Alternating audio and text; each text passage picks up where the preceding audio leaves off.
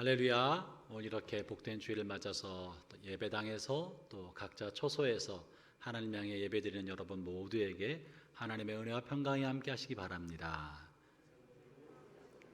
아멘. 여러분 명절 한가위 명절은 잘 보내셨나요? 이번에 5일이라는 오늘까지 포함해서 5일이란 긴 시간이었는데 예년 같았으면 이런 긴 명절 연휴 동안에는 형제자매들도 만나고 또 그동안 잘 뵙지 못했던 일가 친척들, 친지들도 뵙고 또 옛날 친구들도 만나면서 그동안 쌓였던 회포를 풀고 교제의 끈을 이어가는 시간이 되었을 텐데 아마도 올해는 여의치 못했을 거라고 생각합니다. 저도 저희 집안 사형제 중에 제가 맞이라 보통 명절이면 다 저희 집에 와서 송편도 빚고 같이 음식도 하고 같이 먹고 또 즐거운 시간 보내다가 추석날 아침이면 집에서 추석 감사 예배를 드리고 부모님 산소에 함께 다 같이 가서 산소에 성묘하고 또 교제하는 시간을 가졌을 텐데 이번엔 제가 과감한 결단을 내려서 동생들이랑 재수씨들에게 우리 집에 오지 마라, 각자 집에서 보내다가 추석날 정오 12시에 부모님 산소 앞에서 만나자. 거기서 성묘 예배를 드리고 간단하게 식사하고 헤어졌습니다. 아마 많은 분들이 또 이렇게 그런 만남을 자제하면서 방역 활동에 또 방역에 또 힘을 썼으리라고 생각합니다. 인생이 어떻게 우리 뜻대로 되겠습니까? 원하는 대로 되는 일이 원하는 대로 사는 사람이 어디 있겠습니까? 휴일이지만 아마도 대부분 가정에서들 보내지 않았을까 싶습니다. 명절이 지났지만 제가 오늘 이렇게 한복을 입었습니다. 사실 완전한 한복은 아니고요. 속에는 정장 양복에 두루마기만 이렇게 입었어요. 보통 예배당에 목회자가 예배를 집례하거나 할 때 목회자 가운을 입거나 혹은 좀 권위를 없이 소통의 관계를 중요하게 여기는 분들은 그냥 정장으로 하면서 예배를 집례하고 설교를 하는데 이러저런 고민을 하다가 그래도 우리께 좋은 건데 우리가 양복을 입어도 있지만 한복을 자주 안 입는 게 마음이 좀 이렇게 아쉽고 그러더라고요. 그래서 어느 날 한번 생각을 해봤어요. 목회자, 성직자 가운을 입는 것 대신에 속에 한복을 다 갖춰 입으면 사실 불편하고, 그래서 명절이나 중요한 절기 때나 이럴 때는 가운 대신에 두루마기를 입어볼까. 두루마기를 입으면 속에는 그냥 셔츠를 입더라도 겉 두루마기라도 입으면 그래도 한국인이 한국적 예배를 드리는데 좀 도움이 되지 않을까. 이게 무슨 다른 의미라기보다도 우리 것을 입자는 마음으로 제가 두루마기를 입었고 종종 입으려고 그래요. 괜찮겠죠? 다른 뜻이 있는 건 아닙니다. 우리께 좋은 건데 우리가 다른 것보다 그래도 정장해야 할 시간에 두루마기 정장은 아니지만 겉이라도 입는 게 우리 것을 그래도 우리가 신앙 안에서 기독교 예배의식 안에서도 지켜가는 데 좀 도움이 되지 않을까 한번 시도 한번 해보려고 입었고요. 앞으로도 가끔씩 입으려고 합니다. 우리가 봄부터 사도행전을 살펴보면서 말씀을 살펴보았습니다. 오늘 다시 사도행전 돌아가서 사도행전 말씀을 보려 합니다. 사도행전 말씀은 예수님께서 승천하시고 나서 교회를, 그리스도의 몸된 이 땅에 존재하는 그리스도의 몸인 교회를 세우시고 그 교회가 오순절 성령이 임하면서 예루살렘 교회가 탄생하게 되지 않습니까?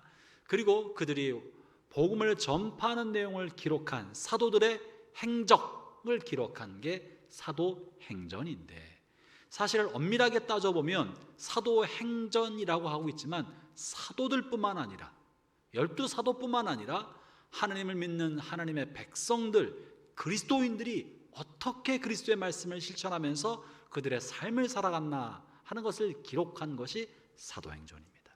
그래서 사도행전은 엄밀하게 말하면 사도들의 행전이라고 하기보다는 교회의 행전, 태동된 교회가 어떻게 그리스도의 말씀을 따라 그들의 삶을 살고 교회가 만들어져 가고 교회가 개척되고 이루어갔나 이 이야기를 기록한 것이고, 또 그 뒤에는 교회와 사도들과 성도들의 삶 뒤에서 그들을 재촉하였던 분은 곳곳에서 성령께서 하시고 계신다는 사실을 발견하게 됩니다. 그래서 사도행전을 교회행전 혹은 성령행전이라고도 말합니다.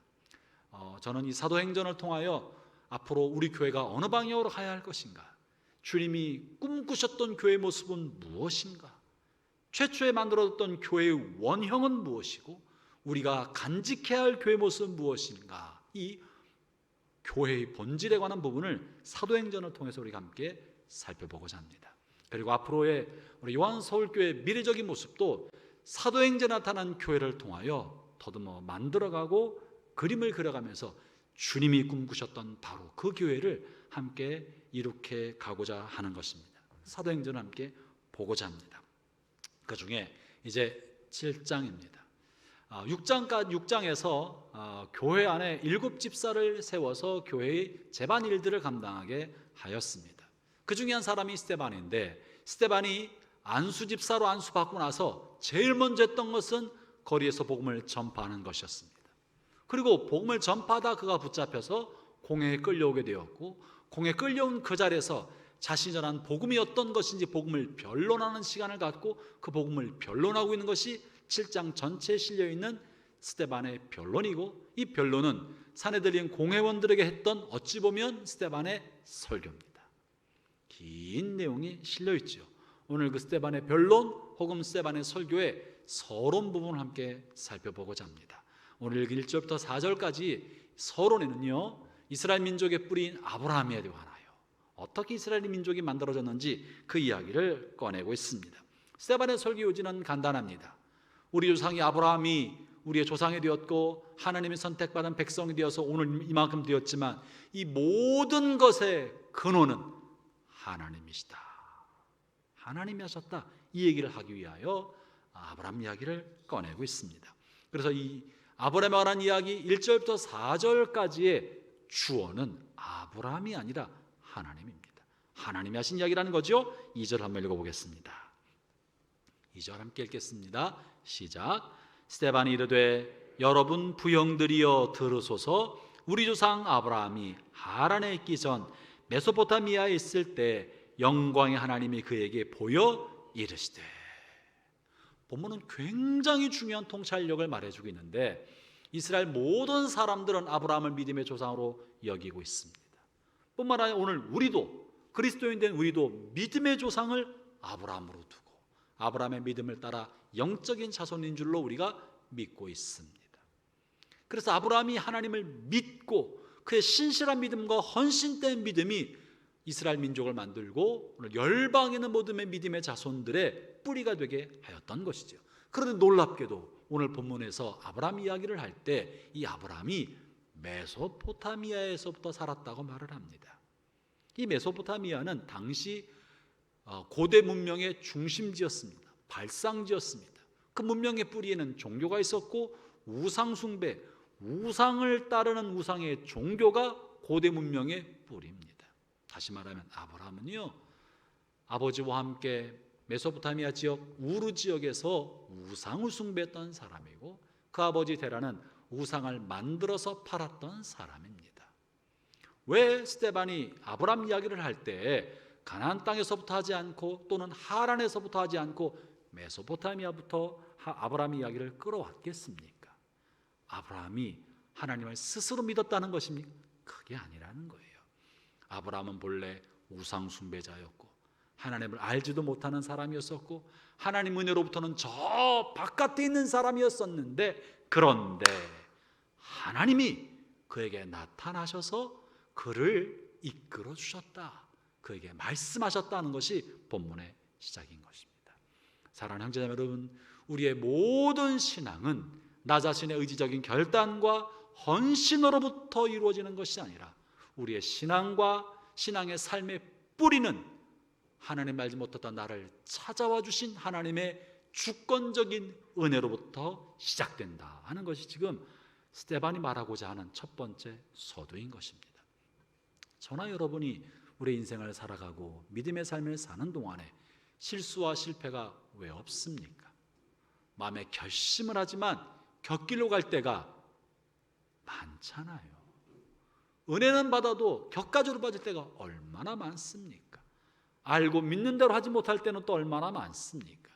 그러나 우리의 신앙의 여정, 천국까지 가는 철로 역정의 긴 여정이 우리의 헌신과 의지적인 결단과 믿음으로 이것이 간다면 우리는 가동 도중에 격가지로 가거나 실패하거나 좌절하거나 길을 잃어버려 하나님의 은혜로부터 떠날 가능성이 대단히 많은 사람들입니다.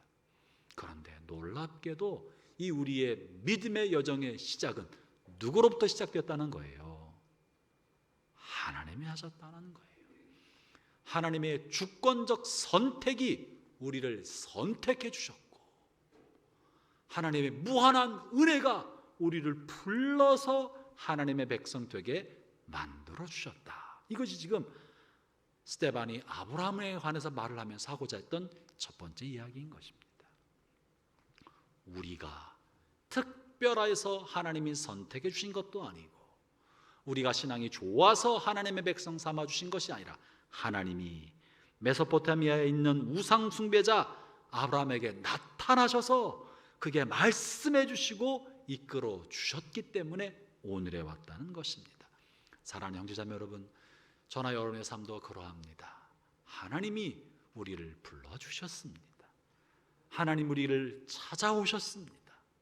하나님 알지 못할 때, 내 마음대로 살아갈 때, 혹은 모태신앙으로 살아왔지만 내 마음에 하나님에 관해서 내가 별로 관심 없고 그저 맹목적으로 또는 명목상의 모습으로만 살아오고 있던 우리에게 어느 날 말씀을 통하여, 어느 날 다른 사람의 인도함을 통하여, 어느 날 누군가의 기도를 통하여 하나님이 우리에게 찾아오는 문이 열리게 되고 하나님 우리를 찾아오셔서 우리를 하나님의 자녀로 도장 찍어 주신 것입니다.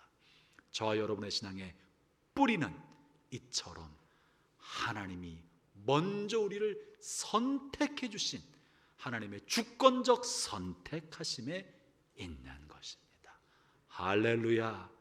그렇기 때문에 우리가 때로 이 거친 세상을 살아갈 때 실패하거나 좌절하거나 길을 잃어버릴 두려움에 빠질 것이 아닙니다.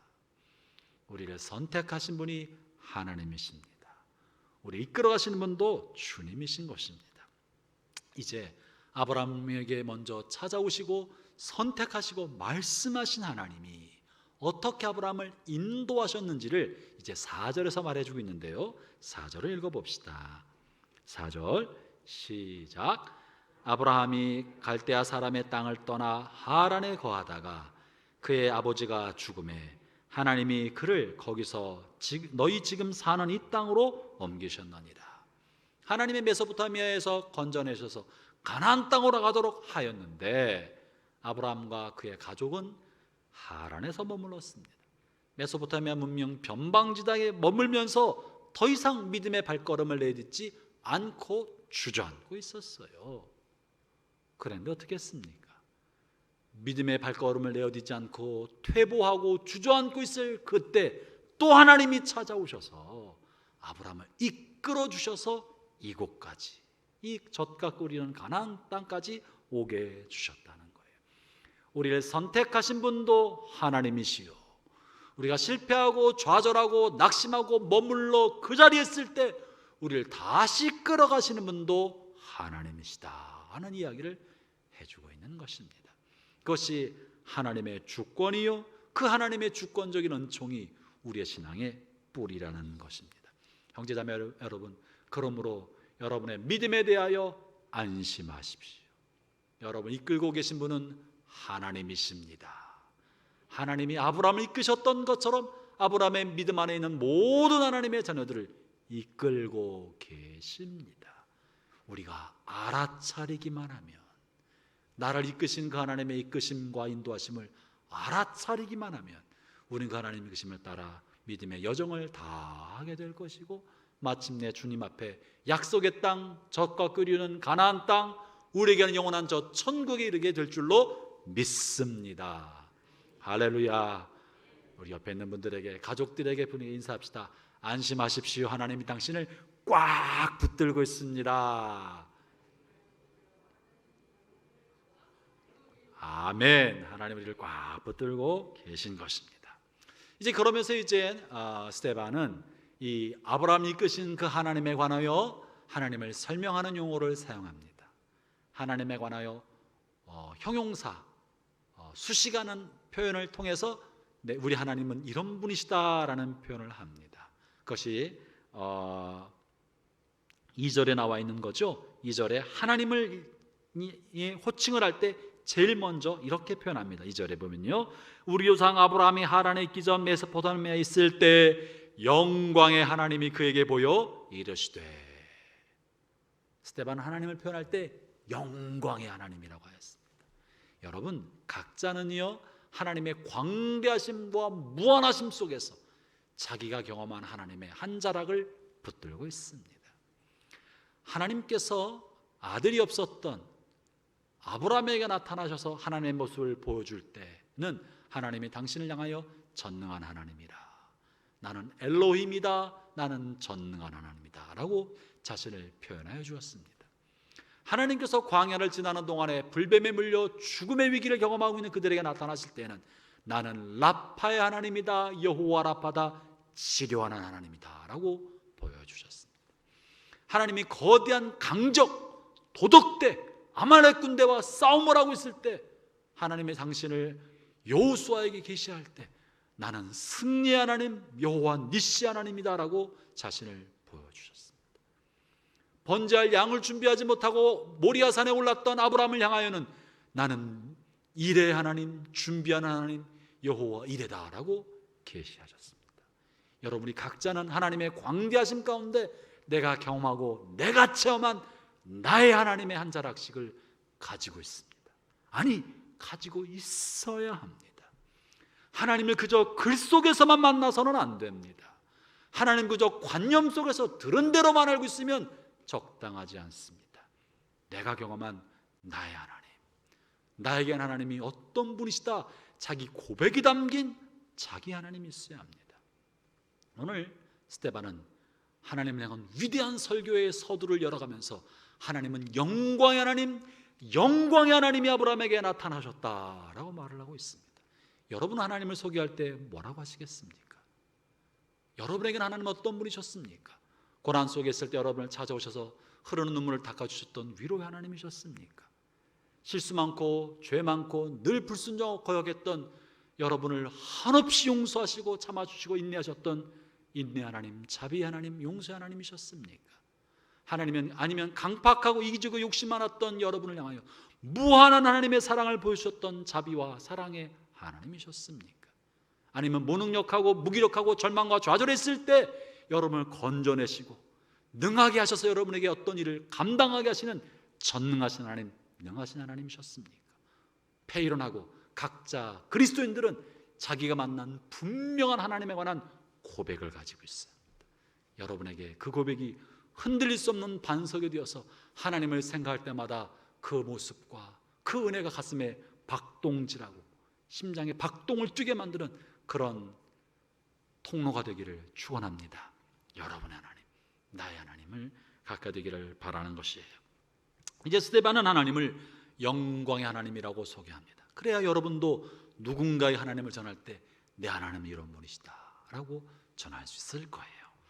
이 영광의 하나님을 가지고 저는 오늘 하나님의 영광, 하나님의 영광이 무엇인가, 스데반은 어떻게 하나님을 영광의 하나님이라고 표현하였으며 그 하나님의 영광은 무엇인가, 이것을 통해 함께 말씀을 나누고자 합니다. 먼저 하나님의 영광은 시편 29편 1절부터 3절에 잘 실려 있는데요, 한번 같이 읽어보도록 하겠습니다. 시편 29편 1절부터 3절의 말씀입니다. 함께 읽어보겠습니다. 시작. 너희 권능 있는 자들아, 영광과 능력을 여호와께 돌리고 돌릴지어다. 여호와께 그 이름에 합당한 영광을 돌리며 거룩한 옷을 입고 여호와께 예배할지어다. 여호와의 소리가 물 위에 있도다. 영광의 하나님이 우레소리를 내시니 여호와는 많은 물 위에 계시도다. 이 영광이란 말이 거듭거듭 반복되면서 하나님의 영광을 표현합니다. 특별히 본문에서 중요한 이야기는요, 너희 권능 있는 자들아, 너희 능력 있는 자들아, 너희 힘께나 쓰는 사람들아, 너희 뭔가 좀 잘 나간다고 하는 사람들아, 목에 힘주고 사는 너희들아, 너희들이 가지고 있는 모든 능력과 영광과 잘난 척하는 그 모든 근원을 하나님께 돌려라 라고 말하고 있습니다. 왜 그렇습니까? 모든 능력, 재능, 모든 자랑거리의 뿌리는 다 하나님께서 주시기 때문에 그러하다는 거예요. 하나님이 주신 거예요. 여러분 중에 돈 좀 잘 버는 분이 계십니까?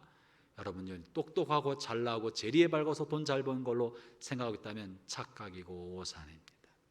하나님 여러분에게 재리를 밝게 하시고 돈 버는 재능을 주셔서 그 돈을 벌게 하신 것입니다.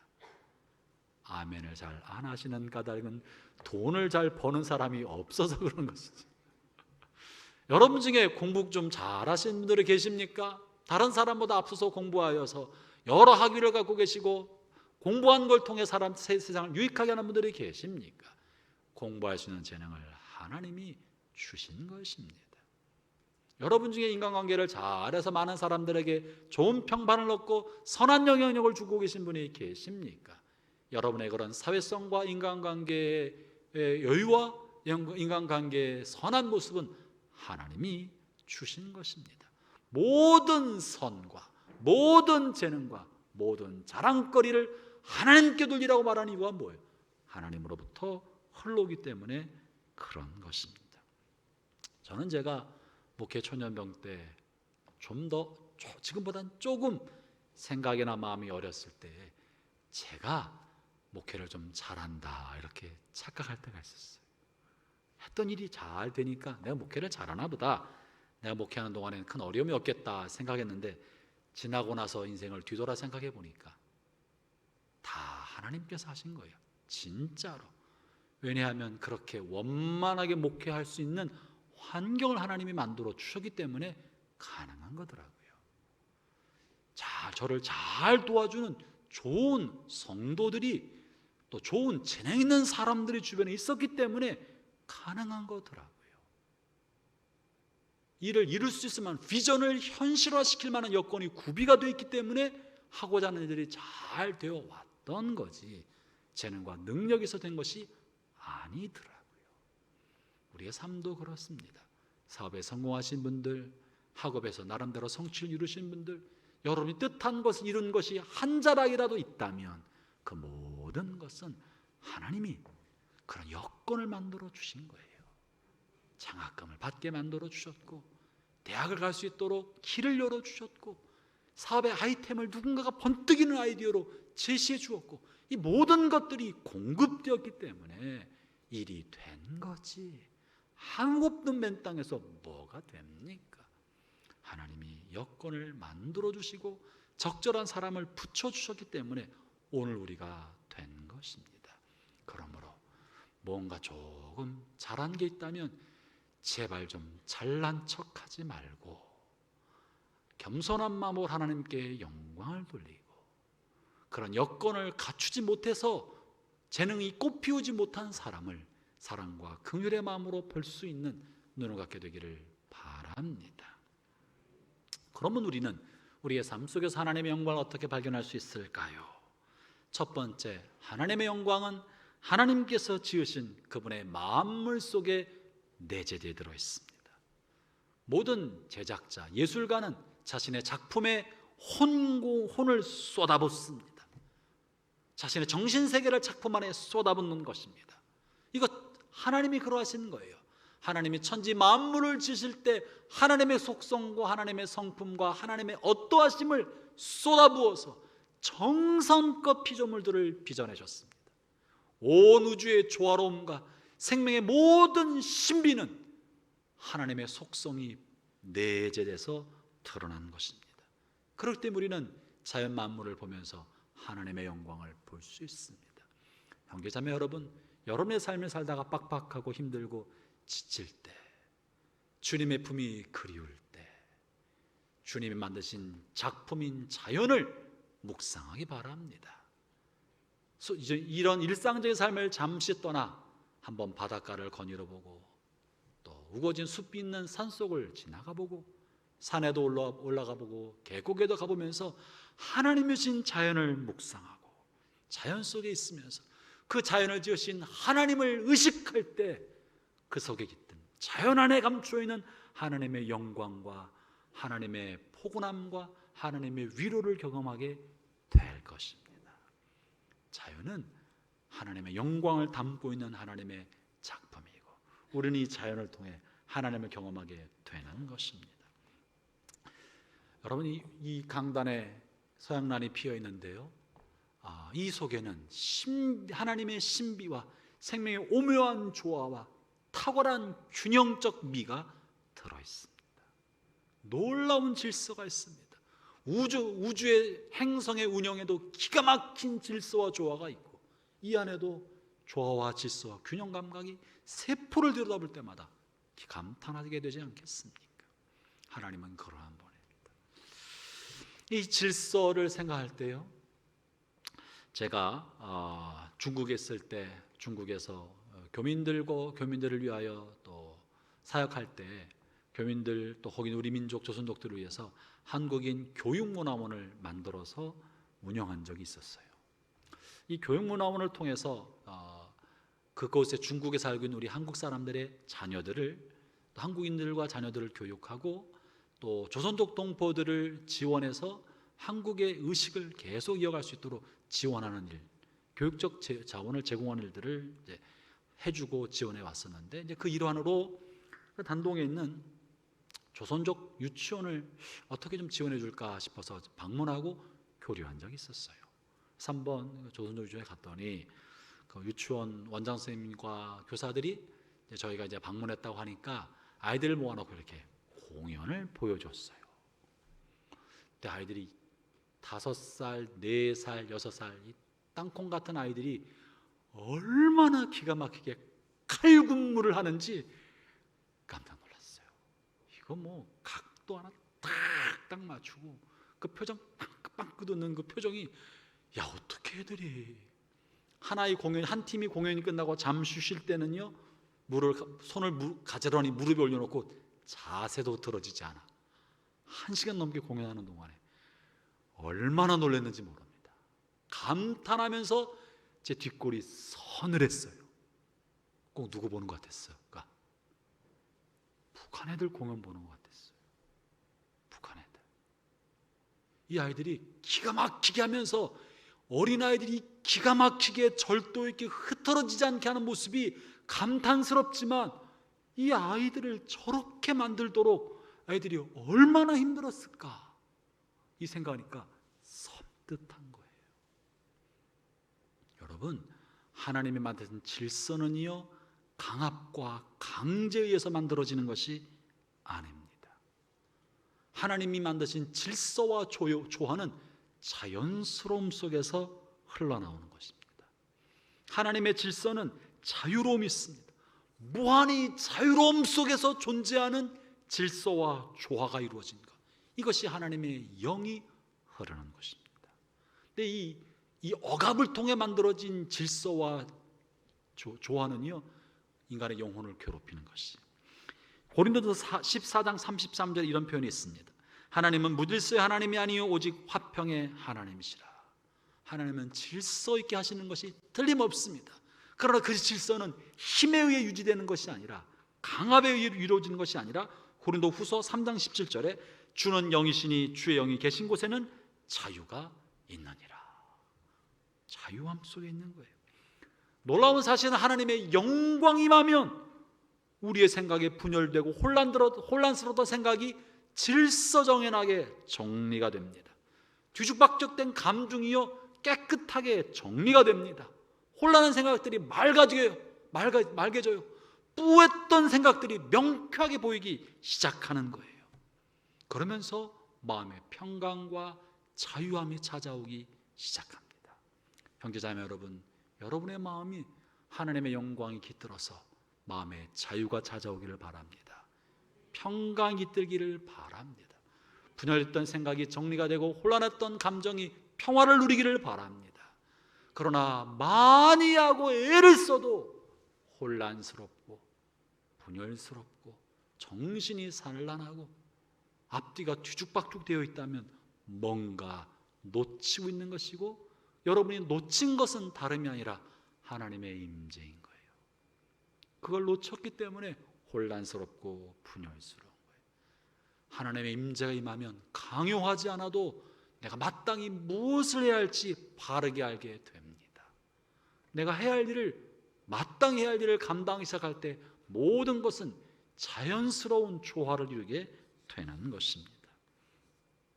사랑하는 형제자매 여러분, 저는 오늘 이 말씀을 통하여 여러분 모두에게 내면의 조화로운 질서가 임하기를 축원하는 것입니다. 그 조화로운 질서는 마음에 평강을 주고 주변 사람들과 화평하게 해 줄 것입니다. 두 번째, 하나님의 영광은 어디에 있나? 하나님의 영광은 자신을 낮추고 희생하는 것 속에 존재합니다. 자신을 낮추는 것 속에 있는 거예요. 자신을 한없이 낮추셔서 우리를 돌보시는 하나님께서 더욱더 자신을 낮추셔서 사람의 몸을 입고 이 땅에 오실 때 하나님은 영광을 받으셨습니다. 여러분 생각해 보세요. 하나님께서 그 아들 독생자를 이 땅에 사람의 몸을 입고 내려보내셨습니다. 사람의 몸을 입고 내려보낼 때 굉장한 영광을 받으라고, 높은 자리를 가라고, 또 뭔가 극대화시키는 무언가를 얻기 위해서 보내셨습니까? 그렇지 않았습니다. 사람의 몸을 입고 오신 예수님은 죽기 위해서 오신 거예요. 시체말로 말하면 공양미 300석에 팔려서 임당수에 갔던 심청 같은 입장인 거예요. 그 임당수로 끌려가고 있는 거예요.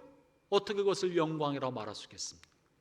이 땅에 오신 하나님의 아들 독생자 예수님을 생각하면 하나님의 눈물이요, 하나님의 애통이요, 하나님의 비통한 사랑이다 라고 말하겠지, 그것 하나님의 영광이라고 표현할 수는 없을 거예요. 그런데 놀랍게도 2000년 전 베들레헴의 마구간, 가장 비천한 곳에 그리스도가 탄생하실 때 하늘의 천사들은 베들레헴 들판에 쫙 내려와 모여서 뭐라고 노래를 불렀습니까? 기억나시나요? 지극히 높은 곳에서는 하나님께 영광이요, 땅에서는 기뻐하시는 입은 사람들 가운데 평화로다. 죽기 위하여 비천한 사람의 몸을 입고 성자 예수께서 내려오셨는데 하나님은 그때 지극한 영광을 받으셨다는 거예요. 이 같은 일은요, 예수님이 죽기 직전에 또 등장합니다. 예수님께서 십자가 달리기 바로 직전, 그날 해 뜨기 전 새벽 미명에 겟세마네 동산에서 피땀을 쏟으며 기도하신 내용이 요한복음 17장에 실려 있습니다. 17장 1절, 피땀을 쏠려 기도한 첫 번째 내용이 이러합니다. 예수께서 이 말씀을 하시고 눈을 들어 하늘을 우러러 이르시되 아버지여 때가 이르렀사오니 아들을 영화롭게 하사 아들로 아버지를 영화롭게 하옵소서. 이제 때가 됐습니다. 이제 잠깐 후면 해가 뜨기만 하면 나는 채찍에 맞고 십자가 달려 죽을 텐데 이제 아들을 영화롭게 하시고 아들로 아버지를 영화롭게 주십시오. 하나님의 영광은 높은 보좌에 올라 앉을 때 임하는 것이 아니라 하나님의 영광은 놀랍게도 자신을 낮추시고 한없이 낮추셔서 자신을 희생하실 때, 겸손의 자신을 비울 때 하나님의 영광이 임하는 것입니다. 여러분, 이것이 신앙의 역설이고 기독교 신앙의 신비입니다. 세상은요, 높은 자리에 올라가야 영광 받는다고 말합니다. 1등을 해서 박수를 받으면 영광 받았다고 말합니다. 좋은 업적을 해서 사람들이 그를 칭송하고 이름을 내고 신문에 이름이 오르고 많이 알려지면 영광이라고 말합니다. 근데 놀랍게도 하나님께서 자신의 영광을 두신 것은 자신을 비우고 낮출 때, 겸손하여 자신을 비워줄 때, 다시 말하면 내 잔을 비워서 다른 사람의 잔을 채워줄 때, 자신을 낮출 때 하나님은 영광을 받으셨다고 말하는 거예요. 여러분, 우리가 그동안 오랫동안 이 세속적 영광에 속아서 영광을 얼마나 오염시켜 왔습니까? 뭔가 잘해야, 박수 받아야, 인정받아야 높은 자리에 올라가고 역사 혁혁한 성과를 나타내야 사람들이 주목해줘야 영광이 된다고 말하고, 그리고 그렇게 받은 영광을 하나님께 돌리면서 내가 이 영광을 하나님께, 이것이 하나님께 영광을 돌렸다고 말해왔지만 그것이 아닌 거예요. 그것이 아닙니다. 기독교 신앙의 신비는 자신을 비우고 자신을 낮출 때, 내가 있어도 괜찮은 그 자리를 스스로 버리고 낮은 자리에 내려와 있을 때 겸손 속에 영광이 많은, 아무도 알아주지 아니하지만 하나님은 알아주시고 영광스럽게 보시는 거예요. 형제자매 여러분, 여러분의 신앙생활에도 그런 데 있지 않았습니까? 여러분이 마땅히 가져도 괜찮은 어떤 자리를, 어떤 물건을, 무엇을 여러분이 취해도 되지만, 여러분의 권리가 있지만 그 마땅한 권리를 누리지 않고 다른 사람에게 기꺼이, 누군가 필요한 사람에게 기꺼이, 누군가를 세워주기 위해서 기꺼이 그를 세워주고 나는 낮은 자리에 내 잔을 비워서 다른 사람의 잔을 채워줄 때 뒤돌아져서 마음 깊은 곳에 하나님께서 그런 나를 바라보고 빙긋이 웃었던 하나님의 웃음을 여러분 경험하지 않으셨습니까? 그것이 하나님의 영광에 동참하는 거예요. 그것이 우리가 꿈꿔야 할 진짜 영광입니다. 세상이 이거를 오염시켜서 높은 자리를 탐하는 마귀적 속성이 이 세상 안에서 영광도 다른 사람의 머리를 밟고라도 높은 자리에 올라가서 박수를 받으면 그것을 영광이라고 말하고 있지만 기독교 영광은 그게 아닌 거예요. 신앙의 영광은 그게 아닌 거예요. 자신을 비워줄 때 하나님 앞에 영광스럽게 되는 것입니다. 왜 이렇습니까? 왜 자신을 비우는 게 하나님에게는 영광입니까? 그것이 사랑이기 때문에 그렇습니다. 내가 나 자신을 비우는 동기는 또 다른 인정받음에 있지 않고, 비웠다고 또 인정받으려고 하는 것도 아니고, 겸손해서 영광받는 그게 아니고, 나 자신을 비우는 것은 사랑이기 때문에, 내가 사랑해서 비워주기 때문에 그 사랑이 영광인 거예요. 하나님이 사랑이시기 때문에 사랑을 따라 자신을 비우는 게 영광이고, 그것이 하나님의 영광을 동참하는 것이고, 그 모습이 영광입니다. 그 모습이 영광인 거예요. 사랑하는 형제자매 여러분, 어떤 분들은 이 유행가 가사의 한 자락이죠. 나이를 먹은, 우리는 나이를 먹어가는 게 아닙니다. 늙어가는 게 아닙니다. 우리는 뭐 하는 거라고 그래요? 익어가는 겁니다. 노사연의 노랫자락 중에 하나에 익어가는 겁니다. 맞아요? 여러분도 잘 아시는 거죠? 그렇죠? 나만 이상하게 또 가요를 알고 있는 것처럼 가사가 그러잖아요. 익어가는 것입니다.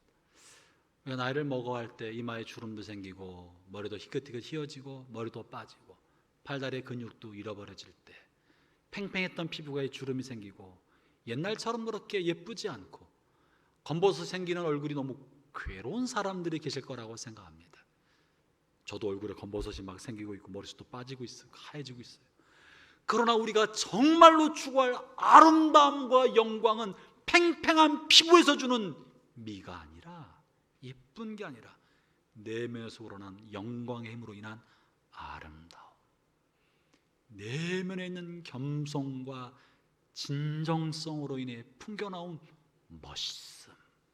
여러분, 그게 진짜입니다. 그게 하나님의 영광입니다. 왜 하나님이 우리를 나이를 먹을 때 더 노쇠하게 만듭니까? 힘이 없게 만듭니까? 왜 얼굴의 주름은 깊어집니까? 진짜의 미는 팽팽한 피부에 있지 않고 외모의 어떠함에 있는 것이 아니라 내면에 있는데, 이 내면의 아름다움은 시간이 지날수록 성숙하고 익어가는 거예요. 더 겸손해지고 인생을 더 알아갈수록 더 많이 가르치려고 꼰대 노릇하지 않고 겸손히 다른 사람의 이야기를 경청해주고 공감해주고 들어주고 지지해주고, 실수하고 잘못 알고 있어도 공감해주고 지지해주면 그 사람도 때가 되면 알게 돼요. 저도 좀 어렸을 때는 내가 말을 많이 해주면 깨달을 거라고 생각하고 많이 설명을 해줬는데, 지나고 나니까 아무리 1시간 설명해줘도 그게 그 사람에게 남는 게 아니더라고요. 지지해주는 것, 내면의 깊은 성숙, 자신을 비워서 다른 사람을 채워주는 겸손, 사랑을 근거로 한 그것이 하나님의 영광인 것입니다. 세 번째 영광은요, 예수님의 핏값으로 하나님의 자녀가 된 저와 여러분 자신이 하나님의 영광입니다. 여러분, 하나님은 그분의 피조물에 하나님의 영광을 두셨습니다. 그런데 그 피조물 중에 최고의 걸작품, 하나님의 형상대로 지은 게 뭡니까? 우리잖아요. 우리가 하나님이 최고의 걸작품이에요. 하나님의 형상대로 만들었다고요. 그런데 최고의 걸작품인 사람이, 형상대로 지음받은 사람이 하나님을 거역하고 거절하고 그 말씀을 불순종하여 타락하였습니다. 하나님을 손잡기보다는 이기심과 욕심과 탐욕과 높아지고는 교만한 마음을 자극하는 마귀와 손잡고 타락해버렸습니다. 그러자 인간의 사는 세상은 전쟁과 폭력과 살인과 도둑질과 우상숭배로 엉망이 되어버렸습니다. 인간은 괴물이 되어버리고 만 것이에요. 타락해버리고 말았습니다. 이 고쳤을 수 없을 만큼 완전히 타락한 인간을 버리지 않으시고, 주님은 우리를 위하여 자신의 생명을 내어주셔서 우리를 깨끗이 씻어서 새 사람 만들고 다시 쓰고자 하셨습니다. 그래서 그리스도께서 우리 위해 대신 죽지 않으셨습니까? 그리고 나서는 이 괴물로 변해버린 우리를 건져서 새 사람 만들어 주셔서 우리로 하여금 다시 하나님의 영광이 되게 하신 것, 그래서 하나님은 하나님의 영광을 변화된 새 사람 된 우리 안에 두셨습니다. 우리 안에 하나님의 영광을 두심으로 괴물로 변해버린 타락한 모든 사람들로 하여금 그리스도를 만나면 그리스도 안에서 다시 바뀌어 하나님의 영광을 회복할 수 있다는 것을 보여주고자 하신 것입니다. 하나님은 그분의 영광을 이젠 하늘의 별에 두지 않고 땅에 피어있는 꽃에만 두지 않고 하나님의 진짜 영광은 변화된 우리의 모습 안에 두고자 하셨어요. 그것이 빌립보서 1장 10절부터 11절에 기록된 말씀이에요. 한번 읽어보겠습니다. 시작. 너희로 지극히 선한 것을 분별하며 또 진실하여 허물 없이 그리스도의 날까지 이르고 예수 그리스도로 말미암아 의의 열매가 가득하여 하나님의 영광과 찬송이 되기를 원하노라.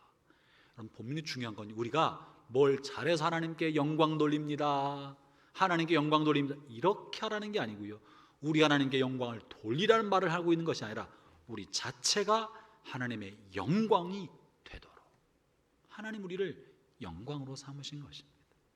근데 우리가 하나님의 영광으로 살지 못하고 하나님의 영광을 오염시킨다면 얼마나 부끄럽습니까? 하나님은 그분의 이름의 영광을 우리에게 새겨둠으로 우리를 통해 영광되기를 원하셨습니다. 형제자매 여러분, 저와 여러분이 지나가는 뒷모습이, 우리의 모습이 하나님의 형상과 하나님의 영광을 비추게 되기를 축원합니다. 그게 하나님의 뜻입니다. 무얼 많이 해서가 아니라 삶의 모습이 하나님의 영광이 되도록. 일제시대 때 잘 알려진 유명한 깡패 한 사람이 있었습니다. 황해도에 살고 있는 김익두라는 깡패가 있었습니다. 이 사람이 얼마나 흉악하고 주먹이 셌는지 이 사람한테 맞지 않고 지나가는 사람이 없었습니다. 오죽했으면 사람들이 지나갈 때마다 성황당에서 오늘은 이 김익두를 만나지 않게 해주십시오, 빌면서 그날 하루를 시작했다는 그런 이야기가 있을 만큼 못된 사람이었습니다. 이 본래 김익두는 부잣집 외아들로 태어났었는데 아버지가 돌아가시고 가세가 기울면서 성격이 괴팍해지고 힘이 좋으니까 술을 마시면서 사람이 못된 성품과 인격으로 바뀐 거예요. 괴팍한 마음대로 기분 내키는 대로 부시고 때리고 닥치는 대로 사람을 괴롭혔습니다. 그러다가 20대 그곳에 있었던 선교사님을 만나 변화되게 되었어요. 그리스도를 영접했습니다. 그리고 나서 선교사님이 전해준 성경을 날마다 읽었습니다. 성경을 읽다가 소리내서 울고 통곡하며 울고 성경을 읽기 위해서 밥을 먹지 않고 밤새도록 성경을 본 걸 며칠간 그렇게 했다고 말합니다. 울고 금식하고 울고 그렇게 성경을 몇 번 반복해 읽는 사이에 김익도는 완전히 다른 사람이 되었습니다. 그러면서 어느 날 그가 산에서 내려오는데 아래서 산을 향해 올라온 어떤 젊은 사람이 술을 이만큼 취해서 산을 올라가고 있었습니다. 술 취한 그가 또 지나가다가 산에 내려온 사람에게 시비를 거는 거예요. 야 임마, 왜 산에서 산에 나보다 먼저 올라간 거야? 시비를 걸면서 주먹으로 어깨를 툭 치고 말을 걸고, 김익두가 아무 저항도 하지 않고 한두 대 맞고 있으니까 아주 신나서 그냥 패주었습니다. 시컨 다 패고 나서 술 취한 사람에게 김익두가 말했습니다. 형님, 다 때리셨습니까? 그래 임마, 다 때렸다. 어떡할래? 형님, 예수는 내가 믿고 복은 형님이 다 받으시는군요. 뭔 말이야? 제가 김익두입니다. 그랬더니 그 사람이 정신이 번쩍 돌아와서 등골에 땀이 줄줄 흐르면서 무릎 턱 꿇고 빌었답니다. 잘못했습니다. 김익두가 한 말이 그거예요. 유명한 말입니다. 예수는 내가 믿고 복은 당신이 받았습니다. 사랑하는 형제자매 여러분, 예수 만나면 바뀌는데 예수 만나 바뀌는 것은 나를 위해 바뀌는 게 아닙니다. 내가 복 받으려고 바뀌는 게 아닙니다. 예수 믿고 기도를 많이 하면 부자가 되고 사회에서 유명한 사람이 되고 잘 되고 높은 자리에 올라가기 때문에 예수를 믿는 것이 아니올시다. 예수를 믿으면 지옥 같았던 내 가정이 바뀌어야 되는 것이고, 예수를 믿으면 지옥 같았던 회사가 바뀌어야 되는 것이고, 예수를 잘 믿으면 부정과 부패 공화국이었던 이 나라가 바뀌도록 하나님 우리를 변화시켜 주시는 것입니다. 예수는 내가 믿고 다른 사람이 잘되게 만들고 공동체가 선하게 바뀌도록 하나님의 영광이 되도록 하려는 것이 하나님의 뜻인 것입니다. 사랑하는 형제자매 여러분, 하나님은 높은 보좌에 계셔서 온 우주를 영광의 광채로 삼으셔도 부족할 텐데, 이제 하나님은 자신을 한없이 낮추고 자신의 이름과 영광을 예수 믿는 우리에게 두심으로 자신을 도박하신 거나 마찬가지예요. 우리를 통한 하나님의 영광을 드러내기 위해 자신을 낮추신 것입니다. 여러분은 하나님의 영광입니다. 여러분 어디서 무엇을 하든지 하나님의 자녀로 하나님의 영광의 통로가 됩니다. 이 한 주간 사시면서 남은 인생을 살아갈 때 우리의 삶 자체가 하나님께 영광이 되어서 마침내 하나님을 만나게 될 때, 죽음 건너편 주님 모습을 보게 될 때, 잘했다 내 아들 내 딸아, 내가 너로 인해 내 영광이 빛나게 됐다 칭찬받는 저와 여러분 되기를 주의 이름으로 축원합니다. 우리 교회가 그런 교회 되었으면 좋겠습니다. 기도하겠습니다. 잠시 잠깐 기도할까요? 하나님은 여러분을 영광으로 삼으셨습니다. 지난 명절 어간을 보내는 동안에 하나님의 영광이 되어 하나님의 영광을 드러낼 우리가 혹은 그러하지 못하고 자존심 때문에 혹은 욕심 때문에 혹은 감정이 조금 손상받았다고 화를 내고 함부로 하고 욕심을 드러내고 갈등을 일으키지는 않았습니까? 우리 삶을 뒤돌아보면서 하나님 앞에 회개할 것을 회개합시다. 그리고 하나님 나를 영광으로 삼아주신 하나님께 감사하며 내가 영광을 나타낼 수 있는 통로가 될 수 있기를 한 번 더 기도하도록 합시다. 기도하겠습니다.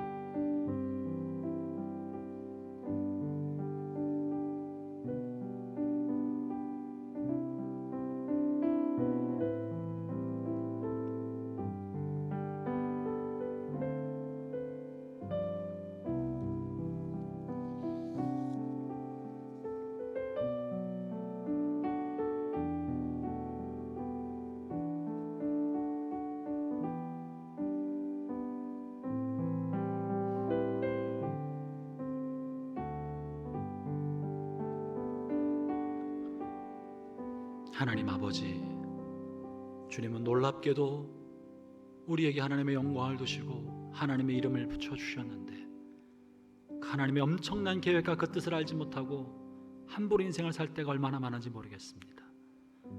내 인생이 하나님의 영광인데 내 이익과 욕심과 이기적인 생각을 따라 살아갈 때가 얼마나 많은지 참회하며 회개합니다. 주님 용서하여 주시고, 오 하나님, 내가 무엇을 앉든지 일어서든지 무엇을 하든지 하나님의 영광이 되게 하여 주옵소서. 만나는 사람들에게 내가 하는 일들을 통하여 하나님의 영광이 드러나도록, 저희가 지나간 자리에 하나님의 흔적이 나타나도록, 주님의 성품과 주님의 사랑과 주의 돌보심과 겸손하심이 드러나도록 저희를 그렇게 사용해 주옵소서. 예수님 이름으로 기도합니다.